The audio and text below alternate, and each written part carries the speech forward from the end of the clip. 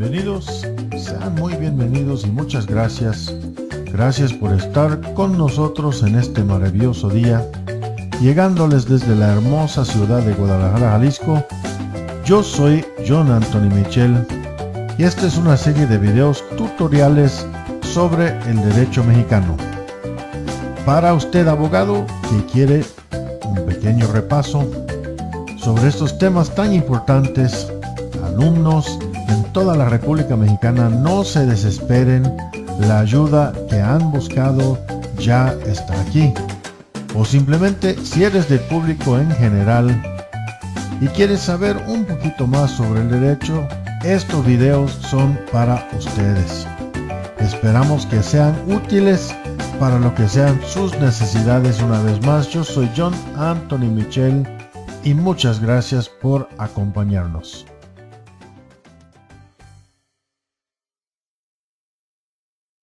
Muy bien, amigos, muchas gracias por estar otra vez con nosotros. Yo soy tu servidor John Anthony Michel y este es un video tutorial de una serie de videos tutoriales sobre el derecho mexicano. El presente video se trata de la Constitución mexicana y su artículo 16. Ok, entonces el artículo 16 de la Constitución comienza diciendo: nadie puede ser molestado en su persona, familia, domicilio, papeles o posesiones, sino en virtud de mandamiento escrito de la autoridad competente que funde o motive la causa legal del procedimiento. ¿Qué quiere decir esto? La policía ocupa una orden judicial para realizar una búsqueda, un registro o un cateo en tu persona, papeles, posesiones o domicilio. Siguiendo adelante dice: toda persona tiene derecho a la protección de sus datos personales, al acceso, rectificación, cancelación de los mismos, así como a manifestar su oposición en los términos que fije la ley, la cual establecerá los supuestos de excepción a los principios que rigen el tratamiento de datos por razones de seguridad nacional, disposiciones de orden público, seguridad y salud pública o para proteger los derechos de terceros. Ahora bien, si queremos interpretar todo eso, quiere decir primero, que los datos personales solo le pertenecen a uno mismo. Tú eres dueño de tus datos personales y yo soy dueño de los míos. Segundo, tiene uno derecho a que no sean divulgados si no quieres que no se divulguen tus datos personales. Número 3, tiene uno derecho a saber el contenido de registros o archivos sobre uno en poder de las autoridades. Y finalmente tiene derecho a oponerse a los datos que se encuentren en los archivos y pedir correcciones. También dice: no podrá liberarse orden de aprehensión, sino por autoridad judicial y sin que preceda denuncia o querella de un hecho que la ley señale como delito sancionado con pena privativa de la libertad y obren datos que establezcan que se ha cometido este hecho y que exista la probabilidad de que el indiciado lo cometió o participó en su comisión. Y la autoridad que ejecute una orden judicial de aprehensión deberá poner al inculpado a disposición del juez sin dilación alguna y bajo su más estricta responsabilidad. La contravención a lo anterior será sancionada por la ley penal. Entonces vamos a ver en todo ese palabrerío, vamos a pensar qué es la definición de la palabra dilación. Dice que debe ser hecho sin dilación alguno. Pues ¿qué es dilación? Dice que es retraso o demora de algo por un tiempo. Ahora bien, dice siguiendo adelante con artículo 16 de la Constitución, dice: cualquier persona puede detener al indiciado en el momento en que éste esté cometiendo un delito o inmediatamente después de haberlo cometido, poniéndolo sin demora a disposición de la autoridad más cercana y ésta con la misma prontitud a la del Ministerio Público. Existirá un registro inmediato de la detención. Entonces, ¿qué quiere decir esto? Cualquiera tú, yo o cualquiera, podemos detener a un delincuente in flagrante. La autoridad tiene obligación de poner al sujeto a disposición del Ministerio Público sin demora. Y finalmente, registro de la detención se debe realizar de inmediato. Y el artículo nos dice, solo en casos urgentes, cuando se trate de delito grave así calificado por la ley, y ante riesgo fundado de que el indiciado pueda sustraerse de la acción de la justicia, siempre y cuando no pueda ocurrir ante la autoridad judicial por razón de la hora, lugar o circunstancia, el Ministerio Público podrá, bajo su responsabilidad, ordenar su detención, fundado y expresado los indicios que motiven su proceder. En otras palabras, si no hay posibilidad de acudir con un juez, pues la detención se puede realizar bajo la responsabilidad del MP. En casos de urgencia o flagrancia, el juez que reciba la consignación del detenido deberá inmediatamente ratificar la detención o decretar la libertad con las reservas de la ley, que quiere decir que el juez debe ratificar, o sea, aprobar o no, la detención de inmediato. Dice, la autoridad judicial, a petición del Ministerio Público y tratándose de delitos de la delincuencia organizada, podrá decretar arraigo de una persona, con las modalidades de lugar y tiempo que la ley señale, sin que pueda exceder de 40 días, siempre que sea necesario para el éxito de la investigación, la protección de personas o bienes jurídicos, y cuando existe riesgo fundado de que el inculpado se sustraiga a la acción de la justicia. Este plazo podrá prorrogarse siempre y cuando el Ministerio Público acredite que subsisten las causas que le dieron origen. En todo caso, la duración total del arraigo no podrá exceder a 80 días. Y para resumir, lo anterior, casos de crimen organizado para el arraigo, ordena el juez a petición del Ministerio Público, y solo en caso de ser necesario, el máximo de tiempo son 40 días con la posible prórroga por otros 40 días. Entonces nos están mencionando la delincuencia organizada, y entonces por delincuencia organizada se entiende una organización de hecho de 3 o más personas, mínimo 3 personas, para cometer en forma permanente o reiterada delitos, en los términos de la ley de la materia.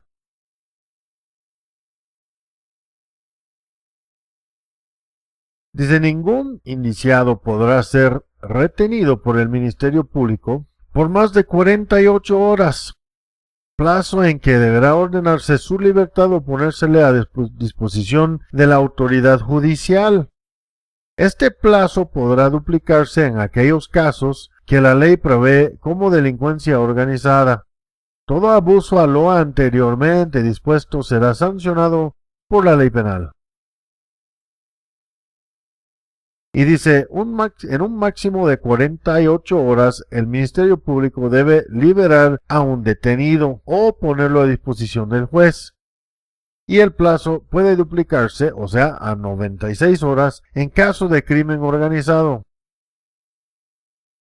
Siguiendo adelante, el artículo 16 dice, en toda orden de cateo, que solo la autoridad judicial podrá expedir, a solicitud del Ministerio Público se expresará el lugar que ha de inspeccionarse, la persona o personas que hayan de aprehenderse y los objetos que se buscan, a lo que únicamente debe limitarse la diligencia.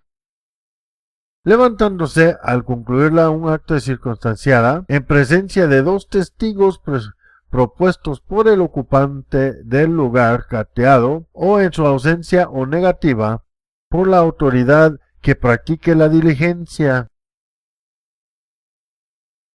Entonces, hablando del orden de cateo, dice que debe de contener estas tres cosas, estos tres elementos, en lugar a inspeccionar la persona, a aprender y los objetos que se buscan, y que el orden de cateo debe de haber dos, en el acta del orden debe haber dos testigos.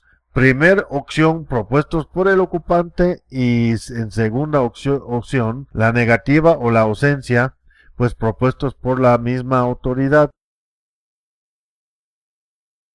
Las comunicaciones privadas son inviolables. La ley sancionará penalmente cualquier acto que atente contra la libertad y privacidad de las mismas, excepto cuando sean aportadas de forma voluntaria por alguno de los particulares que participen en ellas.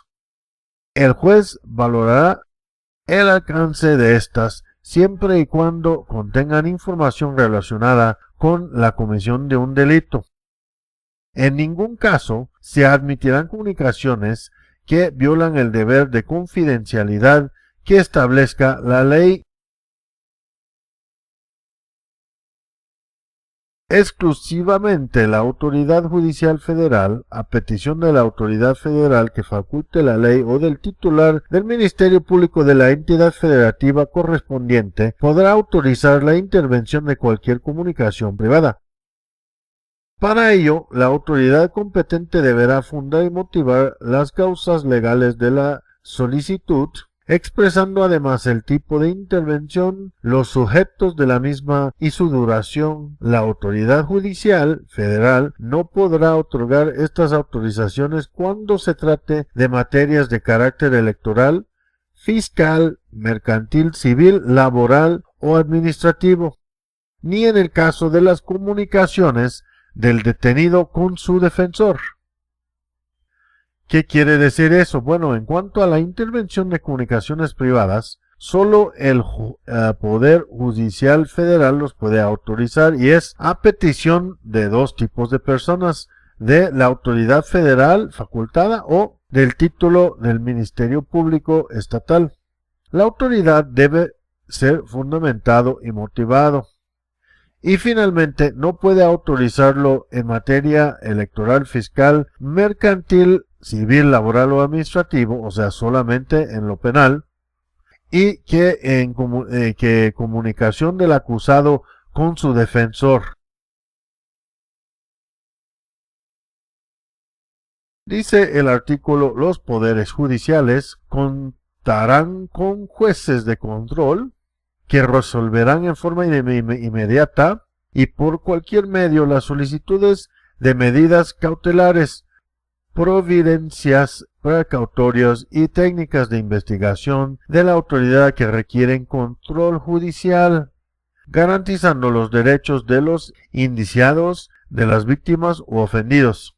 Deberá existir un registro fehaciente de todas las comunicaciones entre jueces y Ministerio Público y demás autoridades competentes. Hablando del juez de control, dice: resuelve de inmediato las medidas cautelares, providencias precautorias, técnicas de investigación, garantizan los derechos de dos personas, del indiciado tanto como víctima o ofendido, y el registro fehaciente que se debe de hacer sobre las comunicaciones del juez con el Ministerio Público o cualquier otra autoridad. Ahora bien, dice el artículo, siguiendo adelante: las intervenciones autorizadas se ajustarán a los requisitos y límites previstos en las leyes. Los resultados de las intervenciones que no cumplan con estos carecerán de todo valor probatorio. En otras palabras, intervenciones que no están estrictamente apegados a la ley no van a tener valor probatorio. Siguiendo adelante, dice: la autoridad administrativa podrá practicar visitas domiciliarias únicamente para cerciorarse de que se han cumplido los reglamentos sanitarios y de policía, y exigir la exhibición de libros y papeles indispensables para comprobar que se han acatado las disposiciones fiscales, sujetándose en todo caso a las leyes respectivas y a las formalidades prescritas para los cateos. La correspondencia que bajo cubierta circule por las estafetas estará libre de todo registro y su violación será penada por la ley. Entonces, ¿qué es la estafeta? Bueno, la definición nos dice oficina de correos o conjuntos de cartas y paquetes postales correo. Siguiendo adelante, en tiempo de paz, dice el artículo 16 de la Constitución, ningún miembro del ejército podrá alojarse en casa particular contra la voluntad del dueño, ni imponer prestación alguna. En tiempo de guerra, los militares podrán exigir alojamiento, bagajes, alimentos y otras prestaciones en los términos que establezca la ley marcial correspondiente. Entonces, final, vamos a ver de qué se trata este último párrafo. Alojamiento, dice el diccionario, que es la instalación temporal en un lugar que sirve de vivienda. Bagajes nos refiere a conjunto de conocimientos o noticias que dispone una persona. Alojamientos, cualquier sustancia que toma o recibe un ser vivo para su nutrición. Entonces, amigos, ya hemos concluido con el artículo 16 de la Constitución Política de los Estados Unidos Mexicanos. Yo soy tu servidor, John Anthony Mitchell, agradeciendo una vez más que nos hayas acompañado en este video, que haya sido útil para tus necesidades, deseándote hasta la próxima toda la mejor suerte y el mayor éxito.